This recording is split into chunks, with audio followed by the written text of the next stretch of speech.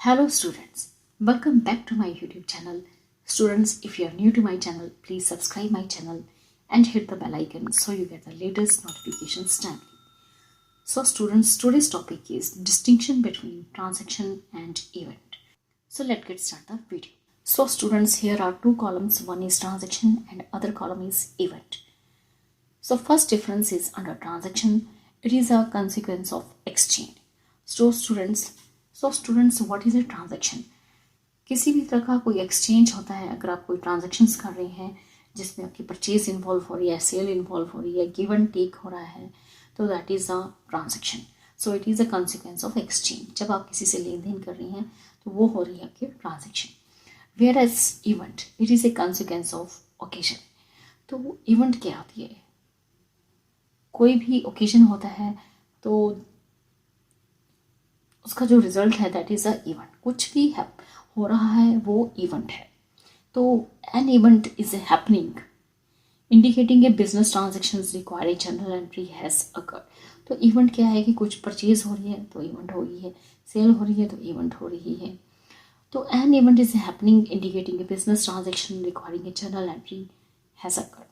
There are occasions which cause change in the value due to time element. तो ऐसे काफ़ी सारे occasion होते हैं, काफ़ी सारे ऐसे अवसर होते हैं जिसमें कि आपकी जो वैल्यू है चेंज होती है बिकॉज ऑफ टाइम एलिमेंट के हिसाब से आपकी चीज़ें जो है वो चेंज होती रहती हैं. So it is known as a event. So it is a consequence of occasion. Second difference under transaction, it can be internal as well as external. तो ट्रांजेक्शन्स क्या है?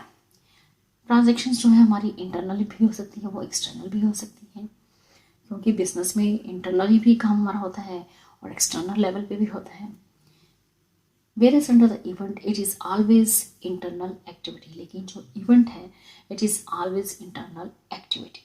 Third difference under transaction, it is an economic activity. तो transaction क्या है?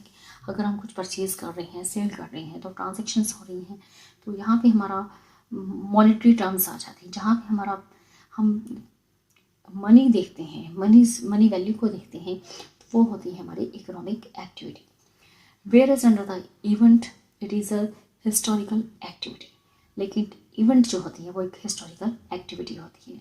Next is fourth difference under transaction, it can involve more than one parties. तो transactions के under एक से ज़्यादा पार्टीज आपकी इन्वॉल्व होगी, क्योंकि ट्रांजेक्शन जब भी होगा लेन देन केवल एक पर्सन ही उसमें लेन देन नहीं कर सकता, कम से कम दो पार्टीज का होना उसमें ज़रूरी होता है. तो कम से कम दो पार्टीज हमारी ट्रांजेक्शन्स में इन्वॉल्व होती ही हैं. It can involve more than one parties. Whereas under the event only one party is involve.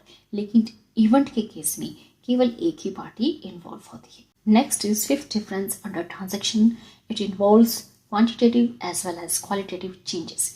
तो ट्रांजेक्शन्स के केस में हमारी क्वांटिटेटिव चेंजेस भी होंगे और क्वालिटेटिव चेंजेस भी होंगे. मीन्स कितनी क्वांटिटी होगी और कितनी क्वालिटेटिव चेंजेस हो सकते हैं, क्या मात्रा होगी उनकी और उसमें कौन कौन सी क्वालिटीज़ हो सकती हैं. ऐसे चेंजेस आप ट्रांजेक्शन्स में देख सकते हैं. मीन्स अगर आप कोई परचेज़ कर रहे हैं तो परचेज़ में जब हम कोई परचेज़ करते हैं या सेल करते हैं तो उसमें हम एक हमारी क्वांटिटी होती है कि हमने कितने सेट लेने हैं, कितने पीसेस लेने हैं या कितने किलोग्राम्स में हमने सामान लेना है. तो यहाँ पे हमारी क्वांटिटी भी हो सकती है और किस क्वालिटी का मटेरियल होगा, तो वहाँ पे क्वालिटेटिव चेंजेस भी आप देख सकते हैं. Whereas under the event fifth difference, it involves only qualitative changes. लेकिन इवेंट के केस में सिर्फ हम क्वालिटेटिव चेंजेस ही देख सकते हैं. It involves only qualitative changes. Next is sixth difference under transaction, all transactions are event. तो स्टूडेंट्स, सभी ट्रांजेक्शन्स जो होती हैं वो इवेंट्स होती हैं. Whereas under the event six difference, all events are not transactions. तो सभी जो हमारी ट्रांजेक्शन्स हैं स्टूडेंट्स वो इवेंट्स होती हैं, लेकिन जो हमारी सभी इवेंट्स हैं वो ट्रांजेक्शन्स नहीं हो सकती. Only monetary events are regarded as transactions. जिन इवेंट्स में ऐसी इवेंट्स जहाँ पे हमारी मॉनेटरी इवेंट्स, तो ऐसी इवेंट्स जहाँ पे हमारी मॉनेटरी टर्म्स इन्वॉल्व होती हैं तो वही हमारी ट्रांजेक्शन्स होती हैं. So all events are not transaction. So students, in this video you have learned the difference between transaction and event. So students, in this video only this much. Thank you. Thanks for watching.